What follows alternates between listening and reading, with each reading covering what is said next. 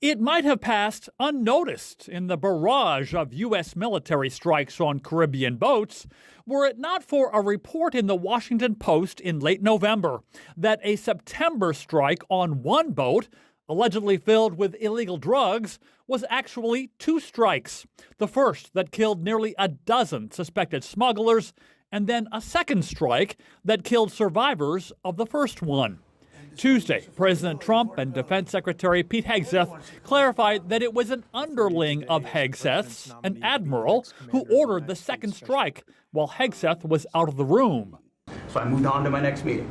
A couple of hours later, I learned that commander had made which he had the complete authority to do, and by the way, Admiral Bradley made the correct decision to ultimately sink the boat and eliminate the threat. I didn't know about the second strike. I didn't know anything about people. I wasn't involved in it. Now, the question is, did the admiral who ordered that second strike believe he needed to kill everyone, as Hegseth reportedly told him?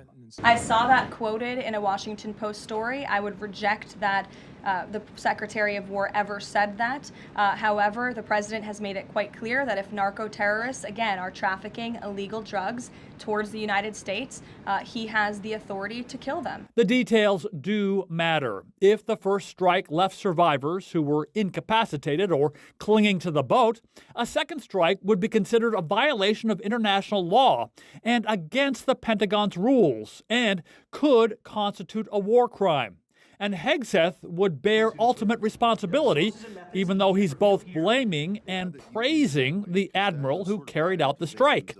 Hegseth defended all this, saying that getting an exact counting of what happened in that first strike was difficult. I did not personally see survivors, but I stand, because the thing was on fire. It was exploded in fire or smoke. You can't see anything. You got digital. This is called the fog of war.